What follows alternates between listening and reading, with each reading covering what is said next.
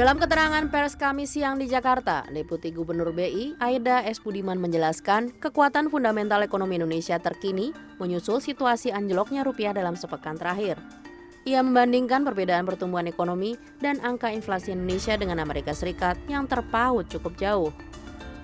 Suku bunga acuan Bank Indonesia sebesar 6,25%, sedangkan The Fed 5,25 sampai 5,5%. Yield SBN 10 tahun Indonesia di 7,13%, sedangkan obligasi Amerika 4,22%, serta neraca transaksi berjalan Indonesia kuartal 1 lalu minus 0,64%, lebih rendah dibandingkan Amerika minus 3%.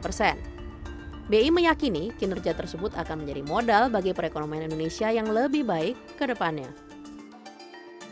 Untuk pertumbuhan ekonomi, kita kuartal 1 5,11. Kedepannya perkiraan kita 47 sampai 5,5%. Amerika kemarin kuartal 1-nya 2,9%. Kemudian untuk suku bunga, BI rate 6,25, FFR 5,25 sampai 5,5. Yield 10 tahun kita 7,13, mereka 4,22. Terakhir untuk di sisi eksternalnya di current account kita saya punya angka Amerika 2023, mereka minus 3% dan kita minus 0,14%. Di Q1 kemarin baru diumumkan kita minus 0,64 dan sampai dengan akhir tahun nanti kita sekitar minus 0,1 sampai minus 0,9. Ini kemudian dibantu dengan reserve kita 139 miliar US dollar cukup untuk membiayai 6,3 bulan import atau 6,1 bulan import ditambah pembayaran utang luar negeri pemerintah. Masih dapat dikatakan sebagai level. Ekonom senior Emil Muhammad menilai risiko terjadinya krisis finansial sangat minim. Meskipun nilai tukar rupiah anjlok, situasi ini tidak mencerminkan nilai fundamental ekonomi Indonesia yang buruk. Hal itu diperkuat kinerja ekonomi domestik, seperti neraca perdagangan masih surplus sampai bulan ke-49 berturut-turut.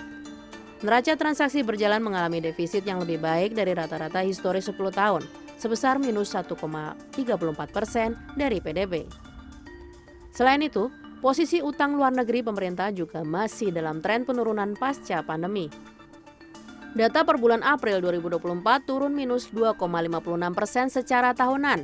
Utang luar negeri korporasi juga turun minus 2,9% secara tahunan.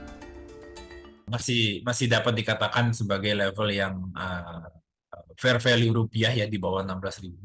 Kita juga sebenarnya optimis hingga akhir tahun rupiah ini sebenarnya bisa menguat ke bawah 16.000.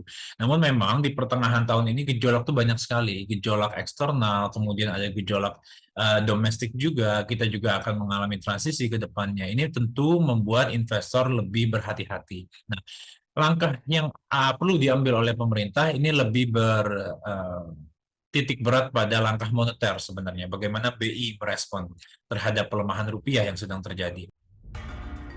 Diakuinya, pelemahan rupiah jika dalam jangka panjang akan berdampak pada sektor industri dengan komponen impor tinggi, seperti industri pangan, retail, otomotif, tekstil, properti, dan farmasi.